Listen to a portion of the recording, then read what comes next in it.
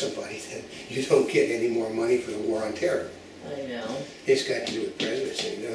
Okay. It's looking more like Wag the Dog. Hey, our Wag the Bull. Okay. This is old Cam. And this is not a spring chicken. Today we're going to be talking about something really popular, of course, all over the news, which is the boondoggle with Saddam, with the Osama bin Laden. And you're going, well, we've heard everything. Well, you know, part of it is we're going to give you a new perspective that you probably have not heard anywhere. And you know, in the news here, you know, first of all, everybody was happy because, of course, the person responsible for 9/11 is now dead. They talk about Osama bin the Obama gamble with him. But let's just say, there's a lot of holes. Oh, okay. Every day the White House changes what is being said. Why? They said, I understand that why it took so long after the news broke, which, you know, hey. You know, BS the bull to leapfrog Obama.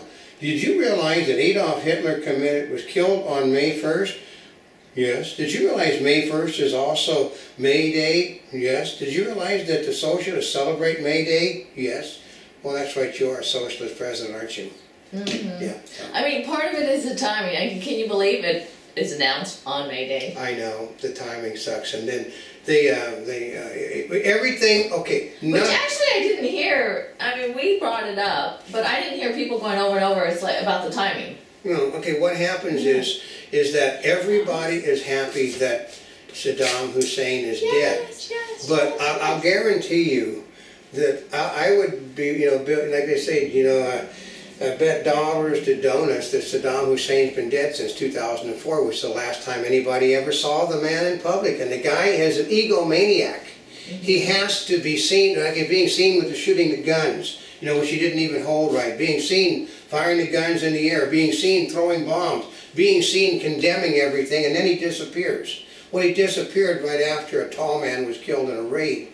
And since the body was blown to pieces, they didn't have anything to test for DNA. And then was it really blown that much to pieces? They couldn't find pieces. You know, they're out in the middle of the day.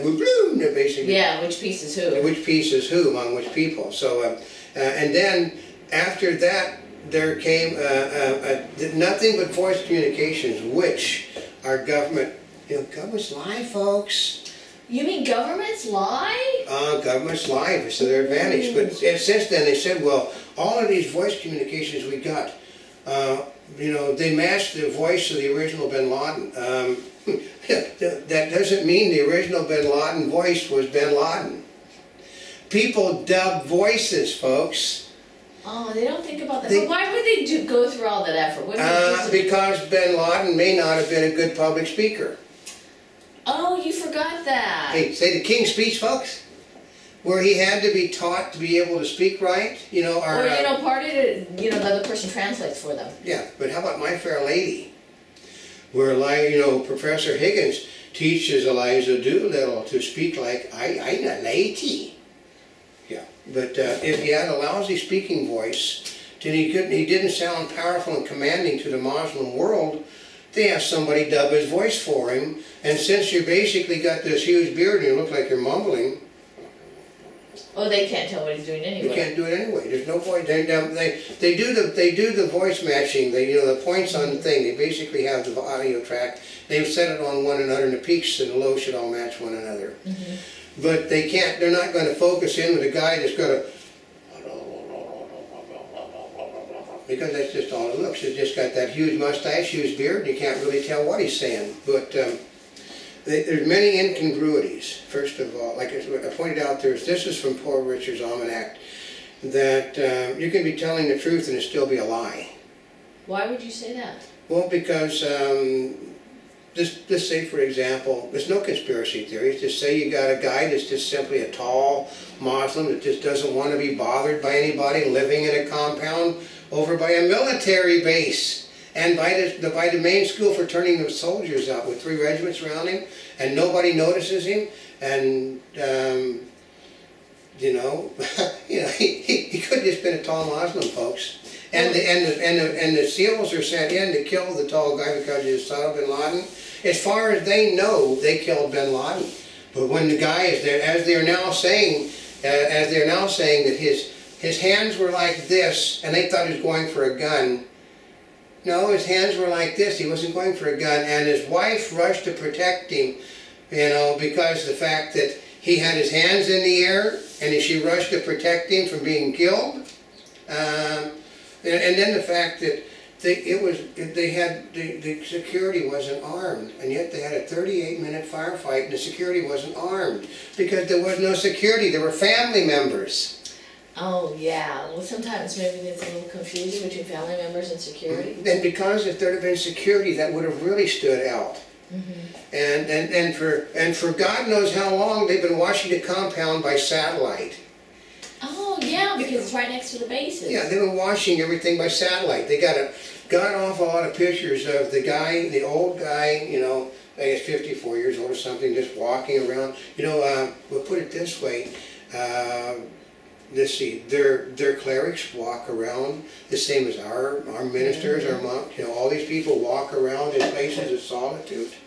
They think, they contemplate. Intellectuals walk around and think.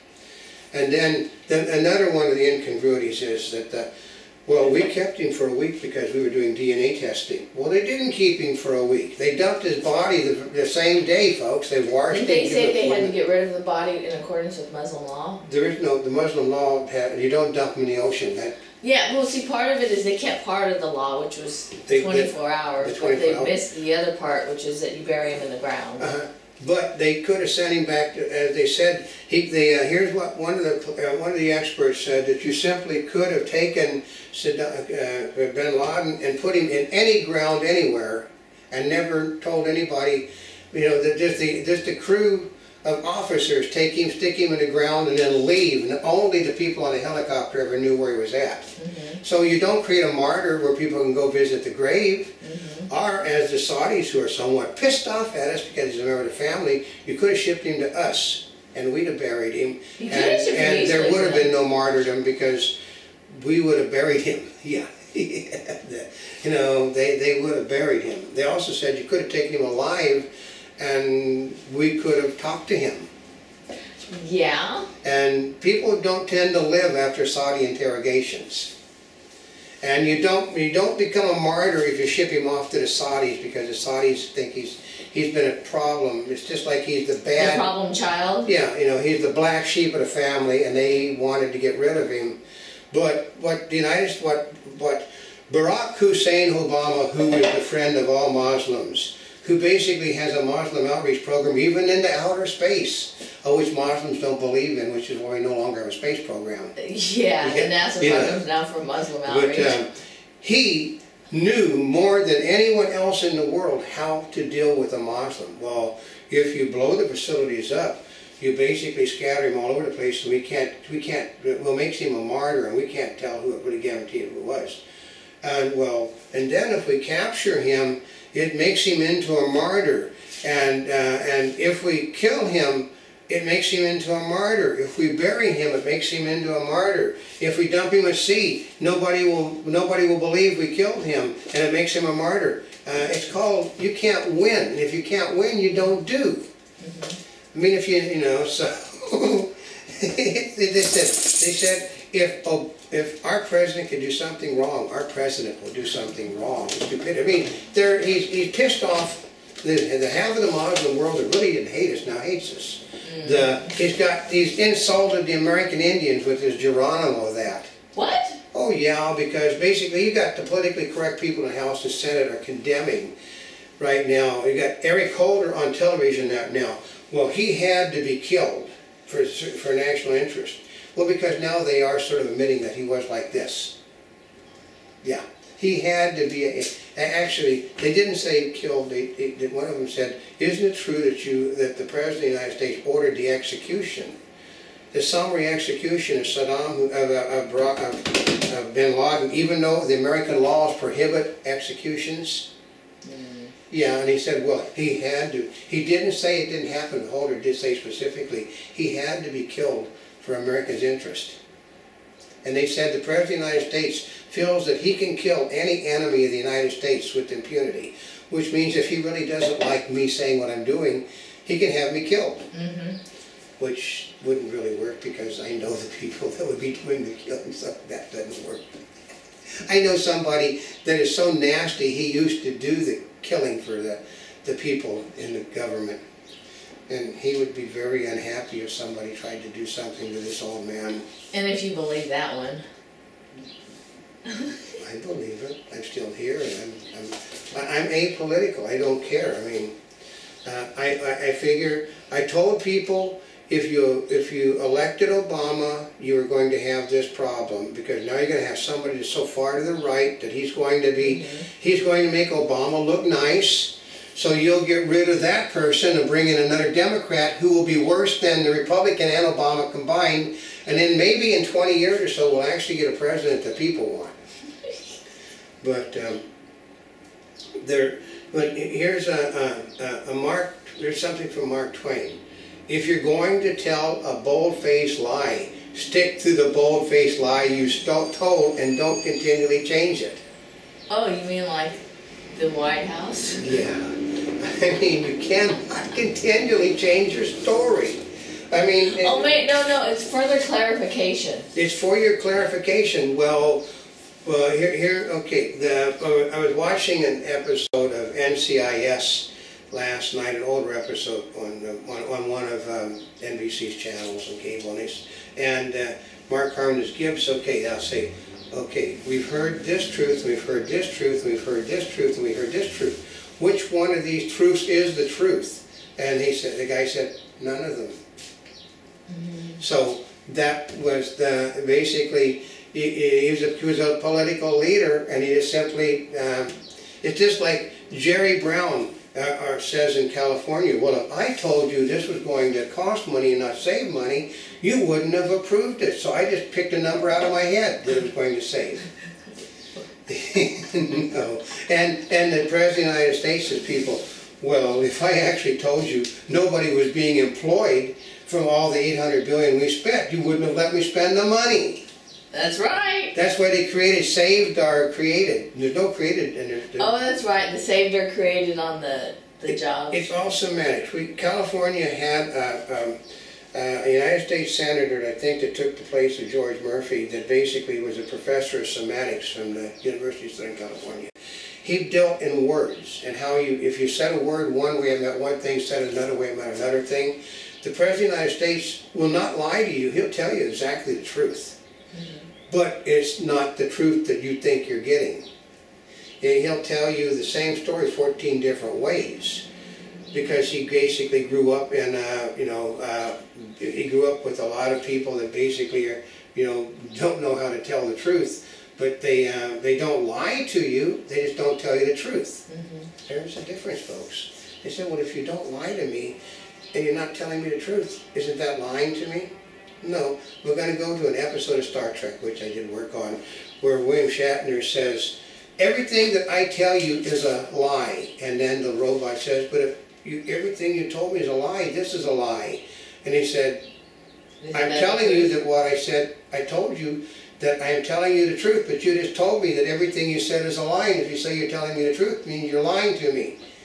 That's how Barack Obama works. He will tell you, I'm not going to raise taxes on anybody below $250,000, which means hold your wallet. He's going to tell you, I am for business, and then screw every business, So he will tell you, he's a contrarian. Listen to what he says carefully, because he'll always do the opposite. Totally. If he tells you, I'm going to kill somebody, that person's basically got a charmed life. He's not going to kill that person. We've done our best, but we could not find him, which means we didn't try at all. We know exactly where he's at. So, well, the guy tells us, he tells us on television, the economy is booming, and I sat there and listened to people saying that last quarter was an ungodly disaster, and the market's going up because they're now changing this increased revenue, mm-hmm. and not profits, increased revenue. Mm. But it's all got to do with another thing from Mark Twain, and one big thing, but that basically only trust what you actually see, feel, and can hear. Don't trust anything that anybody tells you. Because how do you know? And basically, if you're a newsman, you're not supposed to have trust what.